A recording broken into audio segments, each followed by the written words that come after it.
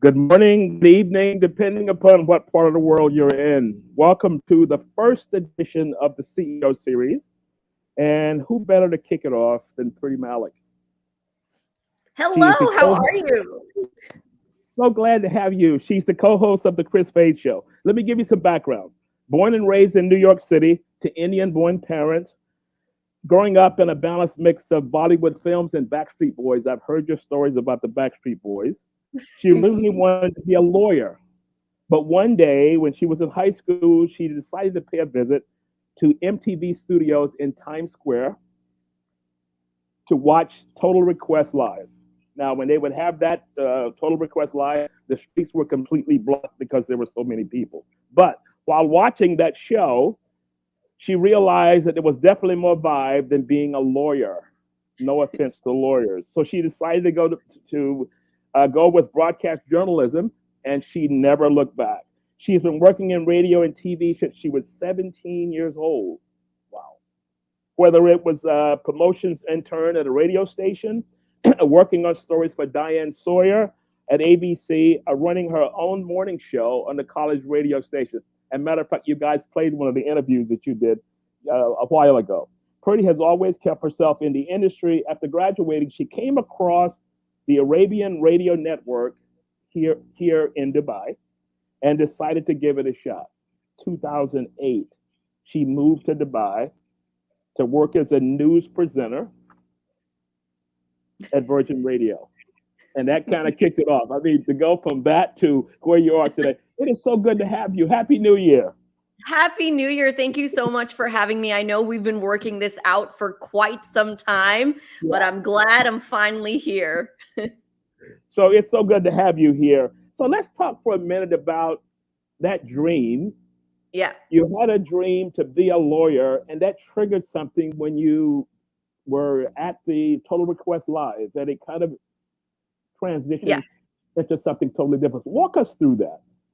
So, I think when we're teenagers, when we're 16 years old, you think your whole life is ahead of you. But unfortunately, I feel like a lot of times at 16, we're given this pressure where we have to decide what we want to do with the rest of our lives. And if we don't decide, you don't know what to do. You can't go into college undeclared. What does that mean? You got to make a decision.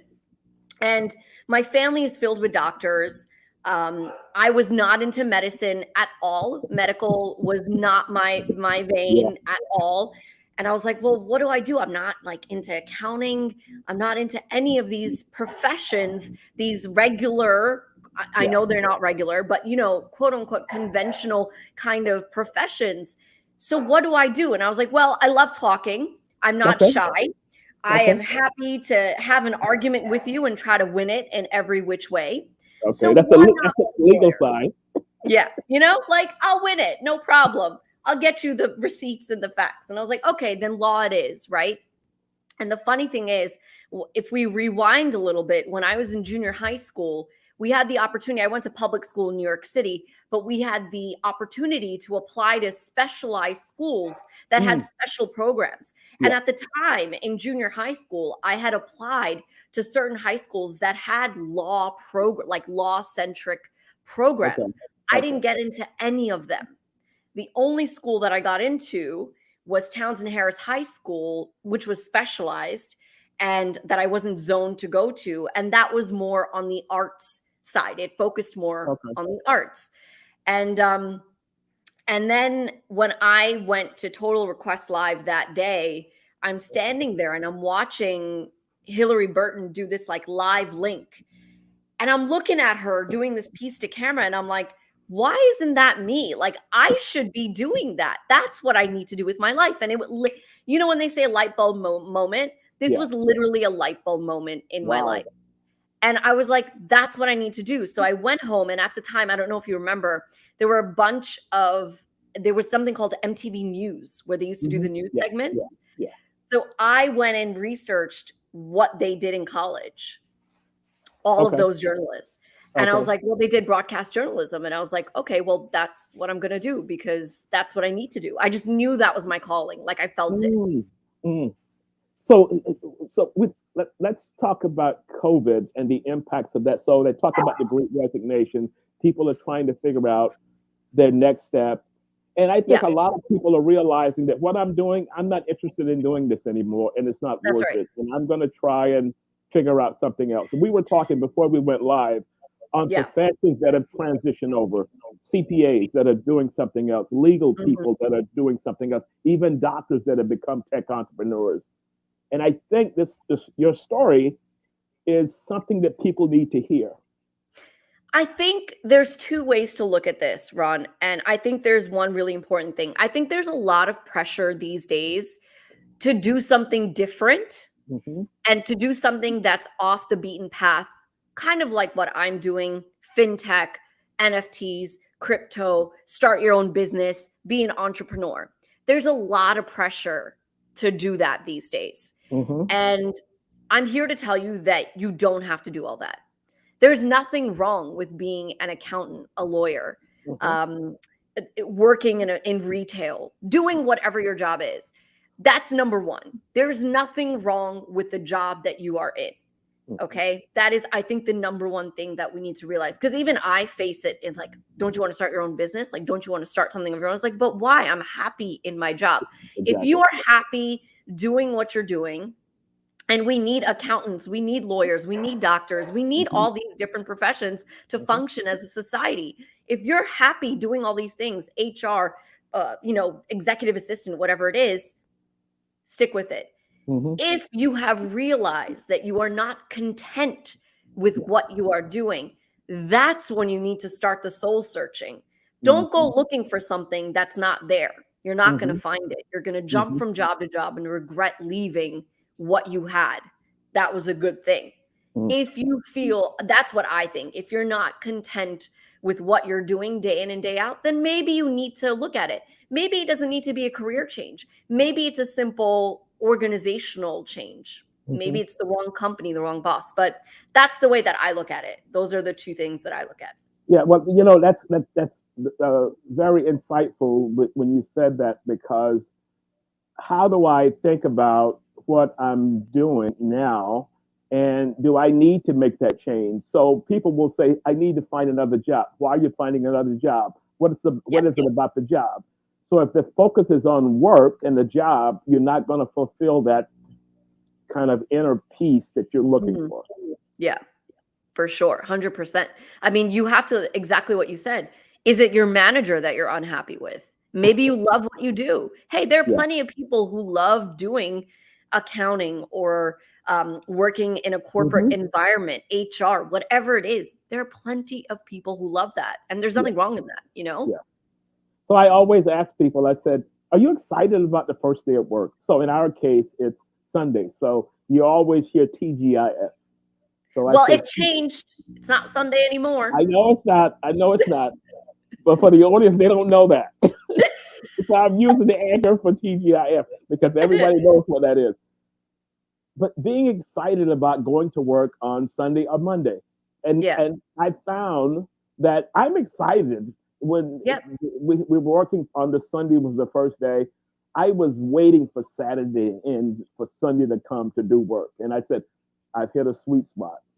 Yeah, exactly. That's the thing. Are you content in going in and doing the job that you're handed with?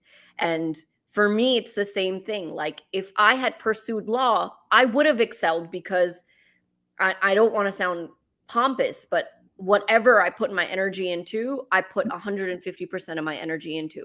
So if I would have pursued that track, I would have done it. Would I have been as content? Probably not, you Probably know? not. Yeah. And all that was because of Total Request Live. Have you ever reached out to that woman to have Yeah, a I did. So funny enough, I did one of those Instagram things where people were asking me to post like old photos, and I posted that photo with her. I have a photo with her, oh with really? her Okay. Burton, and I posted the photo. I tagged her, and I wrote the story, and she actually reposted it and said that is the sweetest thing I've ever heard. So I Oh was my like, goodness. that's cool, full circle moment. Full circle moment. Yeah, there's some that you had that much of an impact on Yeah, people to move in a career direction. Do yeah. you find that people? I know you're very big on social. You have to follow her on social. What is your social handle So my on social Instagram? My social is my name, PritiMalik, Priti Malik. You can follow me Okay. there. Okay, cool. So do you have these kind of discussions with people reaching out to you? How did you get where you go? How do you get Yeah. to where you are today, and kind of career advice? So if I were to reach out to you and say, can I get some career advice or whatever it is, and I kind of lay it out in the context, what is the message that you would possibly talk to me about? And please don't inundate her Instagram feed with all these requests. But what would you, Yeah. what kind of conversation? You know, if you're talking about specifically the field that I'm in, it is such a strange place. And Mm, I'll tell you why. My path was I went to college, I got a degree in broadcasting. I learned all the tools while I was in college, and I was in radio, as you said in my introduction earlier, since I was 17 years old. If you turn to my co host, Kris, on the show, he didn't even start radio, know what radio was until he was probably about 23, 24. wow. Okay. He was doing something when you talk about career change, he was doing something completely different that he was unhappy with, and he Mhm. decided to switch to radio. So if you talk about how to get there, there are various ways to get there. But it's all about getting your foot in the door in Yeah. our industry. Mhm. You know, our industry is very large, but there are very small slots in the workplace.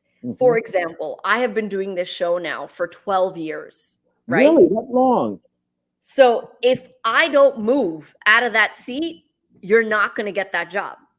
That's how this industry works. If you Okay. look at New York City, Barbara Walters, Diane Sawyer, you look at the creme de la creme, Kelly Ripa, Ryan Seacrest, Yeah. until these people say, I quit, I retire, those jobs will never open up. Mm. Okay. So you have to first have that frame of reference. You may think you're amazing. You're probably not. I was not when I started. Everyone thinks they can talk on a mic. It's really difficult. It's It not that is. easy. It is. There's a craft that goes into what we do day in, day out. Yeah. And I laugh whenever I hear that. I could do that. I'm like, okay, well, let's try. And if And you can, they get there and freeze up. kudos. If you can't, though, you'll understand what we do. So I think you have to understand in this business, you got to stay hungry. You got to stay dedicated. You can't have a chip on your shoulder and this ego of, well, I know what I'm doing. Yeah. I'm not going to go make that cup of coffee. I'm not going to wake up at 2:00 in the morning and do this or file paperwork. You got to pay your dues. You got to pay your dues in this industry. We all did it. There's nothing wrong in it. I learned the ropes that way by getting coffee and helping out wherever I could, filing papers, cleaning out prize closets. I did all of that. But that's how I got to where I am today, Wow. Disregard it. That's my phone ringing there. Very inspiring as you talk through, moving into those kind of roles. So your first position coming in was a news reader. What is a news reader? Okay, so a news reader is the one who reads the news at the top of the hour. So that's I see. what I Okay. did. That's Okay. what I did. I used to write up the bulletin, and I actually worked for 3 English language stations within our network, and Virgin Radio was one of them. Okay. So I used to read the news on the hour every hour.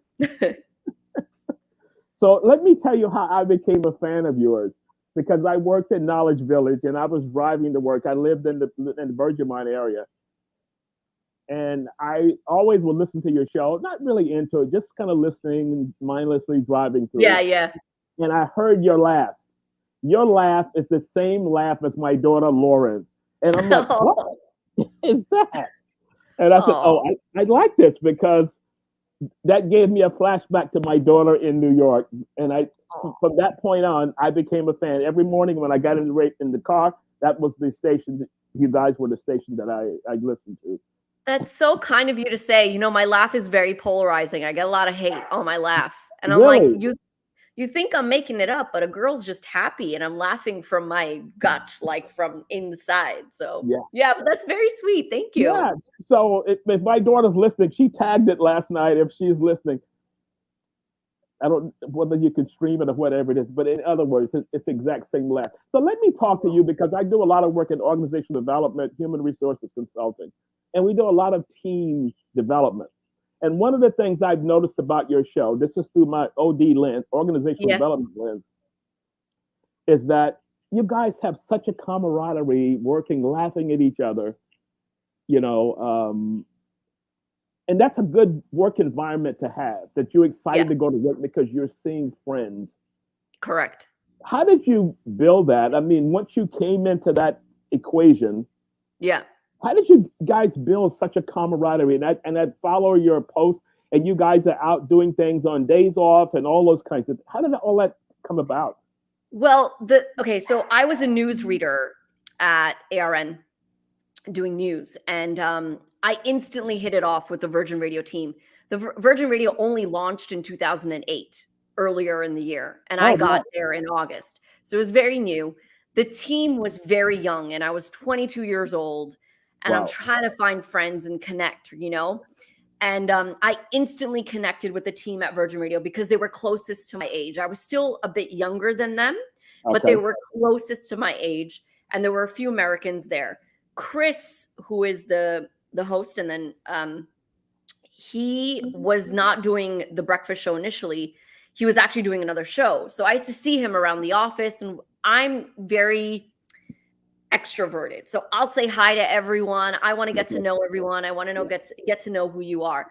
So when he started doing the breakfast show, there was another guy who was doing the gossip on their show. And then I always used to say hello to everyone in the studio, pop my head in, what's going on, hang around.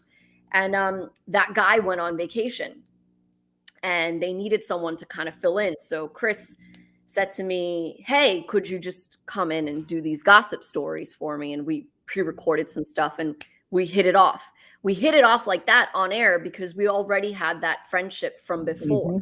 Mm-hmm. I used to talk to them on a regular basis. I wasn't shy, So yeah, that's how it kind of started. And Kris is really one of my best friends. He's like one of my brothers. He walked me down the aisle during my Oh, during my wow. wedding. That's so cool. Yeah, he was part of my party as well. So we've always had that friendship before we were on air, and then it kind of solidified. We've been through so much together. Yeah. And then Rossi came on, who's from the UK. Mm-hmm. He came on a few years later, and we clicked, but in a different way. Rossi is a very strange person, and we love that about him. He's quirky, and we love that. Yeah, I know. As I real love as they get, So the dynamic is there. Kris and I can read each other's minds without even talking. And Yeah. Rossi's left field. We don't know what's going to fly out of his mouth. And that dynamic works really well together, Yeah. It is an amazing show. It is an amazing show. Thank you. And I love it from the team perspective and the relationship you folks have. 3 different personalities, but Yeah. everybody is having fun every morning. And that must be a great. So we talk about looking forward to TGIS or TGIM, looking forward to go to work. That's what it's about. So at Yeah. one of the points in my career, I was a CEO. The reason I moved to Dubai, I was a CEO for Great Place to Work. And one of the questions we would ask for organizations, for people, is do you have fun at work? It is a fun working environment. And these are the kind of things that build a strong relationship as to what you're talking about. Yeah, 100%. Yeah. I mean, if, there are people, though, who don't like mixing work and friendship. I Yeah. respect that. But when we spend more time with each other than we do our other halves, That's right. okay? Yeah. And if I'm spending that much time with someone in a room where I'm having to open up with my personal stories about my life, having to share these stories, if I'm not comfortable with the people in that room, that makes my job that much harder. Yeah. Yeah. Because And you're I not think going to. it's hard, and it's fake. And you know what? As your listener, I know that you can tell when we're faking it, and we're not. We don't fake it. You know that, and you can tell because when we're mad at each other, we are really mad at each other. When we're happy with each other, we're really happy with each other. Yeah. And Yeah. I'm blessed to have that dynamic. Yeah, I think that comes through with the show. Anybody who listens to the show, they feel that because it's like working together with your best friends. Yeah. And no one takes offense because you said something about what someone did that was stupid or whatever it is. But it's all in fun. Yeah, for We sure. need Although marketing. people get upset. People get upset. Really? Yeah, You they could mean have the said. audience? Well, that's gonna always happen. Yeah, Yeah, that for always sure. comes through. So you are. I was reading something that you're Virgin Radio's gossip queen. So how did that come about? The gossip piece, because I know you do that little segment on Yeah, celebrities and all these kinds yeah. of things. Yeah. So entertainment news is what I've always wanted to do when I made that decision when I was 16, 17. Really? I've always, I wanted to be on like MTV. Like I wanted to be on MTV News. Like that was my thing. I love it. I think it's fun and it's what I love. You can ask me the history of Kim Kardashian and I can give it to you. Like I love that stuff. I never was into hard journalism, hard news, Okay. politics, all that stuff because I mean, it's great and kudos to the people who do that, but it's not my cup of tea. Mm-hmm. So the way the gossip started, I was telling you a little bit about this earlier, was so when I was doing the news, Virgin, the team at Virgin loved my news reading voice because of the way I told the news in a fun, energetic way. And then when their gossip reporter, Kris's gossip reporter, was on vacation, they were gone for a really long, extended period of time. So they needed someone to fill in. And I started doing the gossip. And he said, if I give you these 3 stories, the first day, he was like, hey, can you read these 3 stories out on the radio for me? And I was like, you don't need to give me a sheet. I know these 3 stories. No problem. Flew them off like this. Like I knew all the details. I knew everything. Yeah. They go, okay, can you come back tomorrow with your own 3 stories? I was like, yeah, of course. So I did that. And I started doing that every day. We used to pre-record that. And then they said, okay, we want you to do our news every single day. And I want you to do the gossip live every day. And I said, okay, sure. Gradual step, did it every day. Then it was like, I want you to be on the show the whole time live as like a third person, third voice, but doing the gossip. And I was like, yep, I'm there. And I just became like this third person on the show full time. I used to do the news and I used to do the show and did everything along with the show. And then when his co-host at the time decided to leave, that's when I stepped in. So. Wow. I mean, you're talking about a strategic map, although it wasn't designed, but that really worked out, right? I mean, Yeah, it completely worked out. I mean, I was at a point where I was like, I think I need to leave Dubai because I don't want to do this news thing anymore. Like, that's not what I want to do with my life. Yeah. And I was at kind of like this crossroads. And when this opportunity came and Kris was like, well, my co-host is going and we need you. And I was like, okay, I'm staying. And I stayed, you know? Oh, wow. Wow. So your show starts at, is it 5 a.m.? 6 a.m. What time do you get up? What is the lifestyle of Oh, Ron, having this to is be the at work question that kills me. having to be at work at 6 a.m., which means you got to, for a woman, it's a little different. For a man, you take a shower, you shave, put some stuff on, and you're out of the door. What's the prep like for getting ready to do a show at that time of morning? So I wake up at 3:45 Okay. every day. Oh, it's just I've been doing this for so long. Even It's terrible. see, I could feel the energy even when I wake up at 3:45 every day. It's hard. I'm not gonna lie. Anyone who tells you they're used to waking up at that time, they are lying to your face. It is an unhuman time. No one wakes up at 3:45. It is wrong, but we do it. And before the pandemic, before really social media came into play, it was great. I never used to wear any makeup. I didn't even care what I wore, like sweatpants and a sweatshirt every single day, hair flying off, like wore flip-flops to work. And then social media came into play and we were on camera a lot. So I had to start caring about makeup and hair and what I'm wearing. And then the pandemic came and no one cared what anyone was wearing because everyone was freaking out. So I was back to wearing sweatpants again. So it's just one of those things. I used to get ready at work. I used to come in, do whatever I needed to do. I get to the office, to the studio around 4:30, 4:45. And I would do my makeup and stuff at the studio, but we don't need to do that anymore. So yeah. So my normal routine was I wake up at 4:45. When I'm in Dubai, 4:45 a.m., I wake up and I do a walk around Dubai for normally 2 hours. Yeah. And that always worked for me. So everyone has their own way of dealing with the day of coming in. But you guys come on at that ungodly hour, as you said, but you would never know that the stress was there for being there because when it goes live, you guys are laughing, talking, and it's just amazing experience in listening to you and Oh, listening to your thanks. team. Yes, it is. Thanks. Because that's not an easy thing to do to get up that early. And because of the fact that you have to be on and now you have cameras and all those things, it's a little different than if you were in the background someplace trying to record and For do whatever sure. you do. But you know what's funny is that our listeners are great because they know when we're off or tired. They just know Yeah, instantly.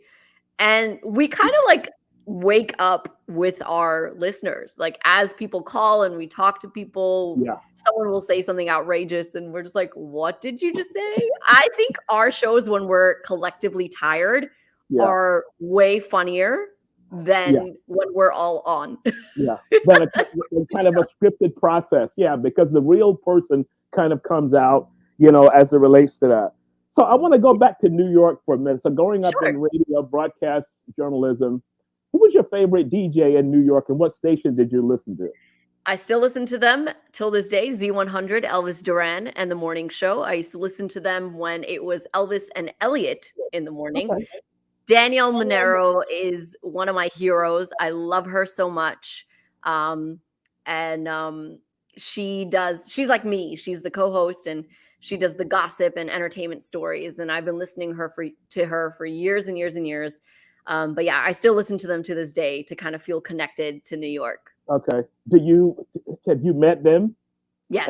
And So I got to meet Elvis Duran in Paris, which was so amazing. Like I was just freaking out. It was such a moment for me. picture yourself. Is this a dream or? 100%. So their consultant who works on their show happened to be our consultant. And we all happened to be in Paris at the same time.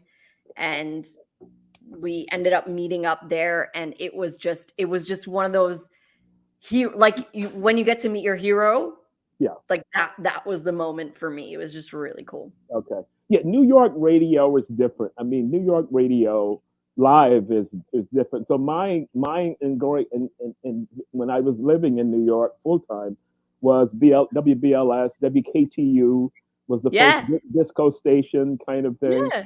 Frankie Crockett, which goes back years ago, was the number one DJ at the 4 p.m. drive hour. Wow, I'm getting flashbacks of. I know. I went to the KTU studios not too long ago.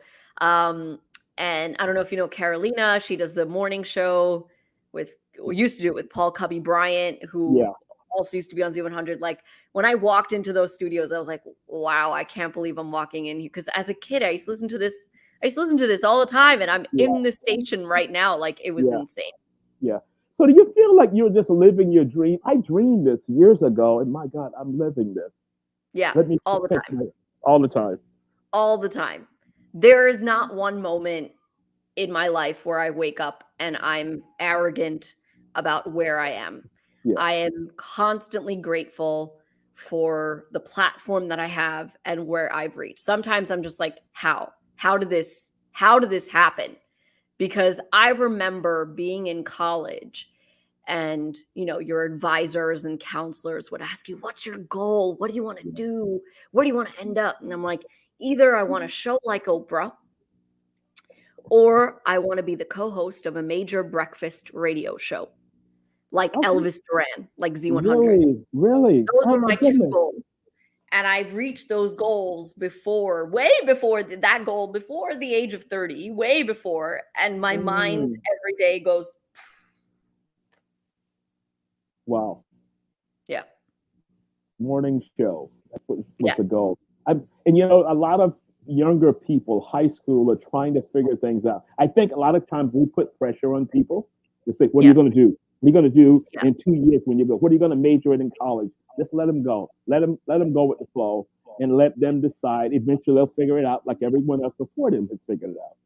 100%. But I will say this, like if you're like me and you figured out what you want to do and you're sure about it, don't like sit and wait to get started on things, you know? I don't think I would be where I am today if I didn't have the experience under my belt. You know, I was lucky Okay. enough that my high school had an internship program senior year. So our last semester of high school, we were allowed to work full time at an internship instead of go to school. And Mm. that's where I had my first radio internship. And that's where I got my first taste of radio.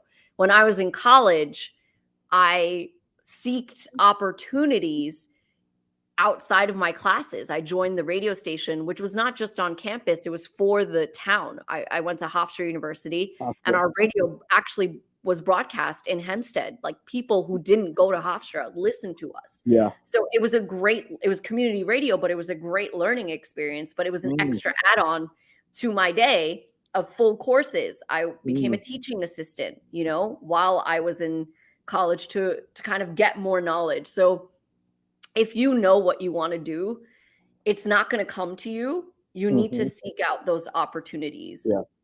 Drive towards it. So when I was in New York, we adopted the High School of Art and Design Okay. for a couple of years, and we did internships for high school students that could come over to Martha Stewart offices, and they, filing papers and sitting in on meetings. And one of the things that kind of stuck to me, we had our chief design officer give the commencement address at High School of Art and Design. And when she finished that speech, one of the mothers came up to me and said, "You know what? I had a completely change of my thought for my son's career because I'm telling him to go to school to be a teacher." He Yeah. says he wants to do art, he wants to do design. And I didn't get it because I said, if you do this, you got a job.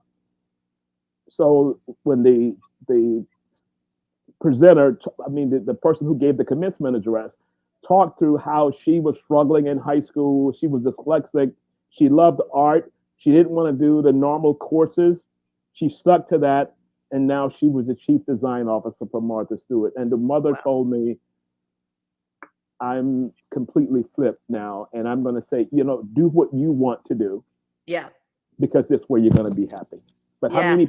how many parents can have that moment, or are you still trying to push me to be something because everyone else in the family is this? You mentioned that your families are full of doctors.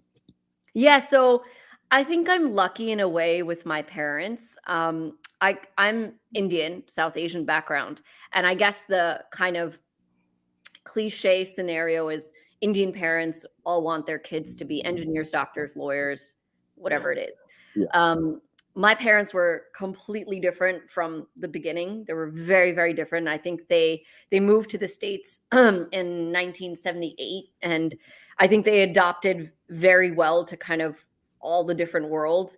And my Mhm. dad's thing, like I vividly remember, like, when I would be up late studying for an exam, my dad would be like, "Listen, kid, stop studying. It won't make a difference. It is what Yeah. it is. If you don't do well, you should have studied harder. If you do Yeah. well, great, you did great." And Yeah. that was his analogy. He was always like that. And when it came Mhm. to this career choice, I'm not going to say they were over the moon because they didn't know what it was. Yeah. I didn't know much about it at the time, right? But my dad turned to me and said, "Listen, I can't tell you what to do with your life because you have to do it at the end of the day. I'm not going to go to the office. You are. Mhm. So you need to figure out what your career path is going to be. If you think you know what you're doing, do it. But I'm not going to force you to Wow. do something Yeah. else because you have to be happy in what you're doing." And Mm. that's the motto that I've always carried with me. And I have to be thankful to my parents for that, for giving us that kind of freedom to explore Explore. Yeah. and find your own kind of being. Like, I learned what kind of studier I am because I wasn't pushed to just sit down, put my head down and study. I learned what Memorize. worked, Yeah. because Mhm. of, and my sister and I have an older sister. We're two very different people when it comes to academics, but it's not like they forced me to be like her. They Mhm. said, you have to do what works for you, you know? Tell your father we need to clone him. Clone him across the globe because that's the right mindset. You'll figure it out, but Yeah. kind of thing. Yeah. You'll Yeah, figure for it out. sure. Yeah. So And you let's will. If you're young and you're watching this, you're gonna figure it out. Like, you you gotta have yeah, literally your whole life. Like, just calm down. You're gonna be fine. I yeah. promise. That's the Priti Malik promise. Stamp it. You're gonna be cool. Okay, we're gonna do a short commercial break, and we'll come right back. Sure. Hi, you got a minute? One of the worst feelings is to lose your job and know that you do not have enough cash to pay the rent and buy food. Companies are hiring now, but there's a massive backlog of people who lost their jobs at the start of the pandemic. But do not despair. There is good news and a way forward. Here's the winning goal. Don't be like everyone else. Work harder and smarter. First, acknowledge that hunting for a new job has dramatically changed. What worked in the past will not work today.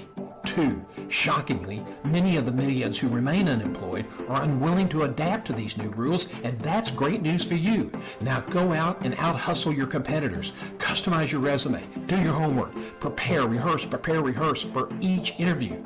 3, there will be rejection. Get back up. Go again. Don't give up.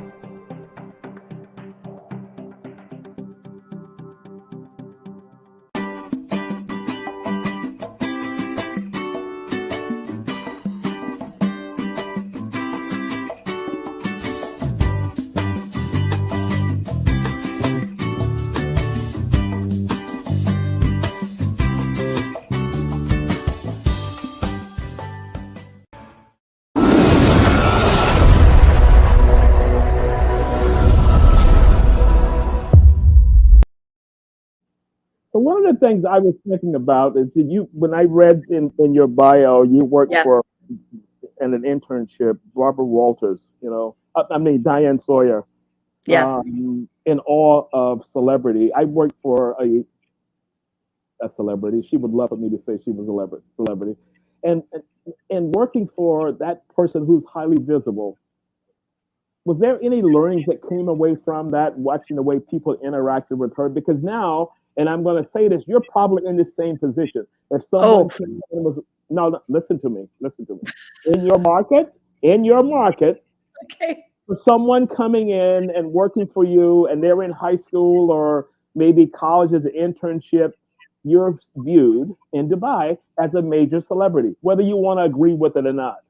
Thank you. Okay.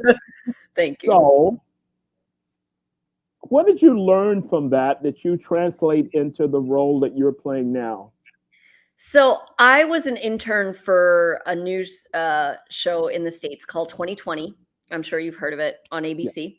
yeah, So I was an ABC intern and I was put onto that show. And there was my first day on the job. I so remember this. It was during the holiday time. And they said, you have to go deliver Barbara Walters her holiday gifts. That was my first job on the day. I fell out of like everything. I was like, I gotta go to Barbara Walters' office. She was not in our office, so I didn't get to see her. But it was like that kind of environment. And then in the course of what I was doing in my job, one fine day they said Diane Sawyer's assistant is not in today for a few hours. We need someone to cover for her. And I said, and they picked me out of everyone, all the interns. I was like, oh my God, I'm going to go and answer phones for Diane Sawyer. I walk yeah. in and I met her. And one of those out of body Yes. experiences, Been there, done that. that's what it was like meeting Diane Sawyer. I met her. I know I met her, but it was just one of those moments where I'm looking at her and I can't stop looking at her. And Yeah. it was just one of those moments. Her beautiful blue eyes, like she was such a presence, Yes. you understand why a woman of that stature gets the interviews that she gets. Her Mm-hmm. presence is something that you can't describe. Mm-hmm. And it was really cool to be in that office. I'm sitting at her assistant's desk and she gave me a bunch of instructions, like if her cook calls, tell them this, if do this, do this, do this. I need the car, blah, blah, blah. I'm sitting at this desk and I'm staring at her Emmys. I'm staring at this woman's Emmys. And it was just one of those moments why it was just really inspiring. It was just like, there's so many great women in this industry, and she's definitely one of them who's had such a trailblazing career. And it was just a really cool thing. And it was just inspiration at the end of the Wow. day. Wow. That still has it. The way you were describing that, you could see the impact that it still has, that you were sitting there and watching that. Yeah, for sure. I mean, I'll never forget what that Emmy looks like. You know, Yeah, it's cool. yeah. So, what's the biggest celebrity that you've met? Since you're the gossip queen and you have access to all those people, I saw some photos. Will Smith was over in Dubai, and you Yeah. kind of hung out with him in the studio. What's the biggest celebrity that you've met and was very excited about? Kind of a Diane Sawyer moment in a Oh, new age. there's a lot. I got to tell you, Okay. Ron, there's a lot. We have been blessed to meet a lot of great people. Yeah. Will is definitely up on that list.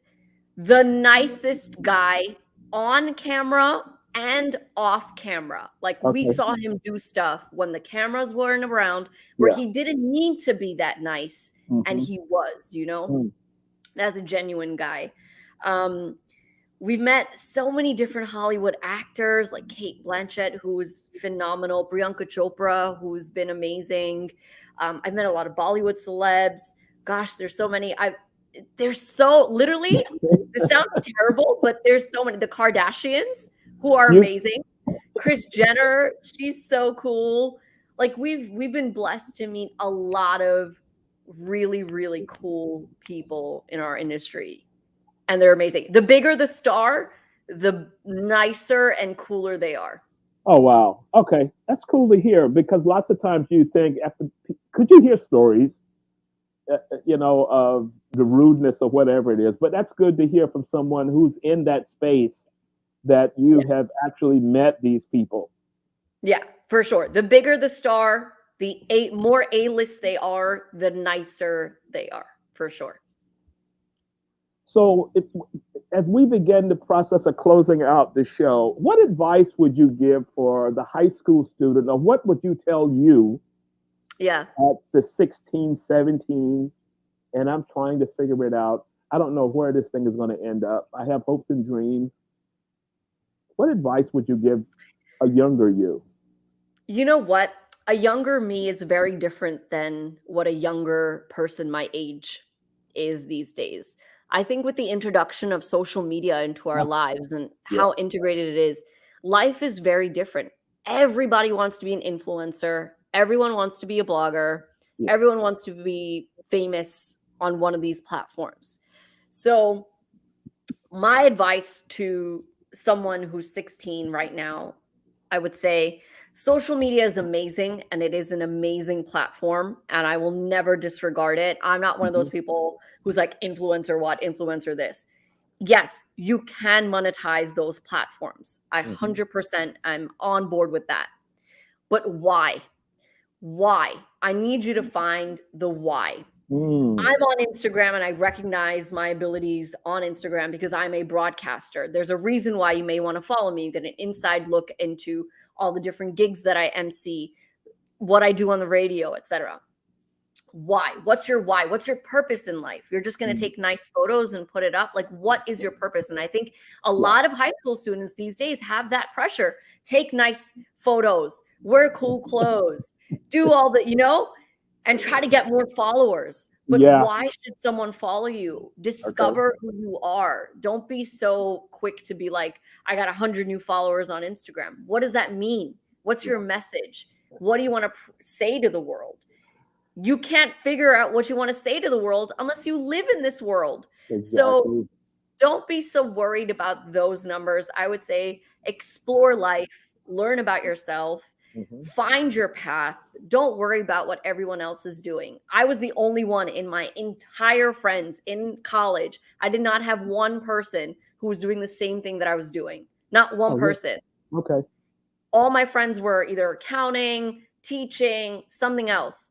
No one was doing what I was doing, but that doesn't mean I'm doing something wrong. I'm just doing something that I love. So Mm, mm. find something that you love and don't worry about what everyone else is doing.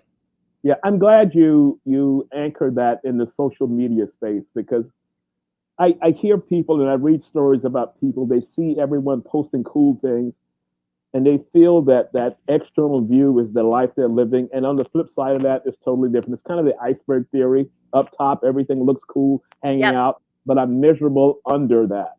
Yeah, it's true. Don't believe everything on Instagram except mine. I'm pretty real. I keep it real. Yeah. I'll be honest. I keep Yeah. it real. Yeah. So you know what? Since you mentioned that, I love your dance moves. So you're always dancing, and so Yeah. that's I'm excited. I'm engaged in what I'm doing. You're having fun, and I think that's kind of your. Is that kind of your personality? I'm just a fun person. I love to laugh. I love to just have fun. Yeah, that's me in a nutshell. Like what you see on my platform is literally me. Like I'm hungry. I make my husband cook all the time, play with my dog. I dance a lot. Yeah. I watch a lot of Netflix. Yeah. And that's me. Like, Yeah. that's me in a nutshell. I just want to chill. I want everyone around me to be happy. I want to spread positivity. I just want Uh. smiles. Like, that's what I want. Yeah. And that's what I want my platform to Yeah. be. And I'm so glad that you said that because that's exactly what I want it to be. You know, I want it to be a place, a safe place for positivity. So let me walk you through a little backstory as to why I wanted to talk to you because Okay. you come through as authentic. Thank you. You don't come through as kind of a fake. I'm doing this now. The lights are off, and I go back into another persona. You're in your backyard and you're dancing. You're having fun. You and Jeff, great relationship, laughing, and all those kinds of things. It comes through as authentic. It doesn't come through as fake. And Thank coming you. from New York to the platform you are now, one of the number one celebrities in Dubai, whether you want to agree with that or not. Thank you. And that was the reason I said, you know what? That's a story behind this. And I wanted to get the story behind this. And this is why I wanted you on as a guest. Thank you. I really do. I really and truly do appreciate that. Everything that I do, I want to make sure I'm always authentic to myself, that it makes sense, even with brands and stuff. You know, I had someone DM me the other day. They were like, hey, don't you think you should think about who you're working with? And I said, listen, every single brand that I have worked with, I look at a perspective of A, would I use it? What is my relationship to this brand? Okay. And I'm always like that because I think in this Instagram world, you need people who are real. I can't keep up with that.